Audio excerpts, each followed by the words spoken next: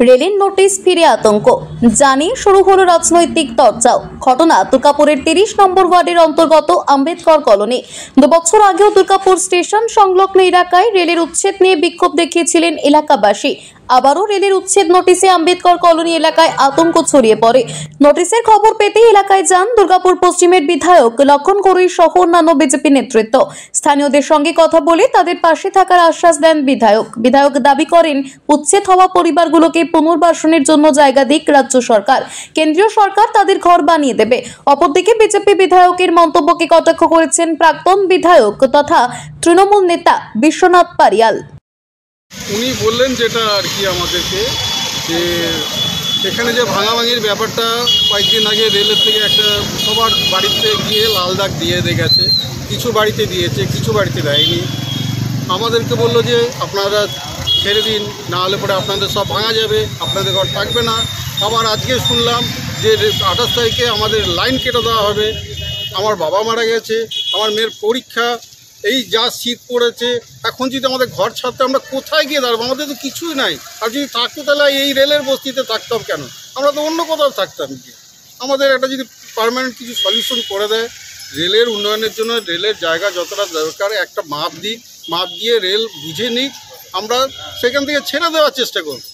আমাদের একটা পুনর্বাসনের ব্যবস্থা করুক, যাতে আমরাও বেঁচে থাকি, রেলেরও উন্নয়নটা হোক, এটাই আমরা চাই।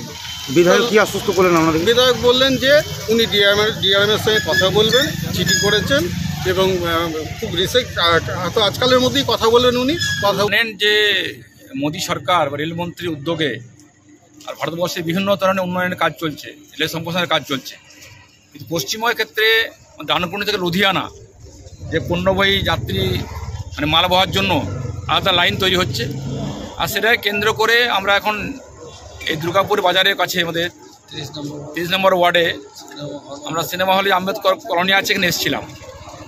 তার কারণ হচ্ছে একদিন আগে রেল কর্তৃপক্ষ এখানে এসে পরে কিছু বাড়িতে দাগ দিয়ে গেছে, এটা ভেঙে দেওয়া হবে। অনেক আতঙ্কের মধ্যে আছেন। ঠিক গত 2 বছর আগে এই ঘটনা ঘটেছিল, আমি সেখানে বলে গেছিলাম এবং আজকেও বলে এসছে এখানে দেখে পরে যে রেলের সম্প্রসারণ হোক, রেলের উন্নয়ন হোক, এলাকার মানুষও চায় উন্নয়ন হোক, কিন্তু যারা 50 বছর ধরে এখানে বাস করছে তাদের কি হবে? তাদের দায়িত্ব কার? আগেও বলেছি, আজকেও বলছি, রাজ্য সরকার যদি জমি এখানে লাগে, রেলের জমি যদি মাপ করার পর পড়ে যায়, সেই ঘর ছাড়তে হবে। ছাড়ার আগে এখানে রাজ্য সরকার জমি দেবে, মোদী সরকার বা আমরা যা দায়িত্বে আছি এখানে বিধায়ক হিসাবে তাদের বাড়ি বানিয়ে দেবো আমরা। অর্থাৎ উচ্ছেদ তখনই হবে বাড়ি বানিয়ে দেওয়ার পর, তার আগে নয়। আগেও বলেছি, আজকেও বলছি। কিন্তু লোকাল এখানে তৃণমূলের নেতৃত্ব তারা উস্কানিমূলক কথাবার্তা বলে পরে মানুষ এলাকা গরম করার চেষ্টা করছেন। আমি মানুষকে বলছি, তাকেও বলবো, সত্যিকারে মানুষের পক্ষে থাকতে চান, আসুন আমরা একসঙ্গে আন্দোলন করি। 2 মাস আগে এডিডিএ রাজ্য সরকার এখানে জমি উচ্ছেদ করেছেন, সিটি সেন্টার, দুর্গা বাজার উচ্ছেদ করলেন। কোথায় ছিলেন? আন্দোলন করেছেন, প্রতিবাদ করেছেন। আজকে গরিব মানুষগুলোকে সঙ্গে নিয়ে পড়ে আন্দোলন করছেন, বিক্ষোভ করছেন, প্রতিবাদ করছেন, পতাকা নিয়ে পড়ে। কিন্তু আমি বলবো, পতাকা ছাড়া আসুন, জাতীয় ফ্ল্যাগ নিয়ে মানুষের পাশে দাঁড়াবো। সরকার উচ্ছেদ করবে আর রাজ্য সরকার পুনর্বাসন দেবে, মানে এটা হচ্ছে যে বাতুলতা মাত্র। একটু ভেবেচিন্তে মন্তব্য করা উচিত। রাজ্য সরকার যেখানে যেখানে উচ্ছেদ করছে সেখানে রাজ্যের সরকার হচ্ছে বিকল্প পুনর্বাসনের আগে ব্যবস্থা করছে, তারপরে উচ্ছেদের প্রক্রিয়া চালাচ্ছে।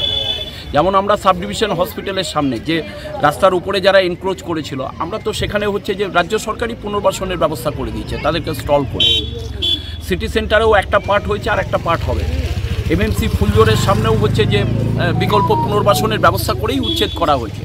তো যেখানে রাজ্য সরকার উচ্ছেদ করছে, রাজ্যের রোল আছে, সেখানে রাজ্য সরকার তার পুনর্বাসনের ব্যবস্থা করছে। তেমনি কেন্দ্রীয় সরকার উচ্ছেদ করছে, তো কেন্দ্রীয় সরকারকেই ব্যবস্থা করতে হবে।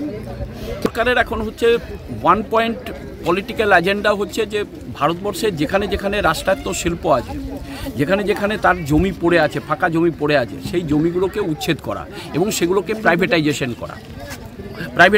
করা, বিক্রি করা। শিল্পায়নের নামে মিথ্যে কথা বলে জমিগুলোকে দখল করে জমিগুলোকে হচ্ছে যে মাল্টিন্যাশনাল কোম্পানির হাতে বিক্রি করা, এটা হচ্ছে ওদের কাজ। টোটালটাই হচ্ছে লক্ষ্য হচ্ছে প্রাইভেটাইজেশন, জমিগুলোকে অধিগ্রহণ করা। যেমন হচ্ছে রেলের স্টেশনের সামনে বিরাট মাল্টি স্টোরিড বিল্ডিং হচ্ছে, যখন দখল হলো বললো হচ্ছে শিল্প হবে, এই হবে, ওই হবে, কিন্তু আলটিমেটলি কিছু হলো না। দুর্গাপুর থেকে সনাতন গড়াইয়ের রিপোর্ট, টিভি নিউজ 10।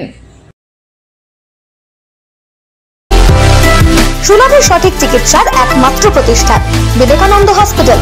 24 ঘন্টা emergency service, blood bank, trauma care. আপনাদের সেবায় আমরা তৎপর। গুণমান ও পরিষেবায় দুর্গাপুর বিধাননগরের ডক্টর জাকির হোসেন এভিনিউর বিবেকানন্দ হসপিটাল শিল্পাঞ্চলের মানুষের মন জয় করেছে।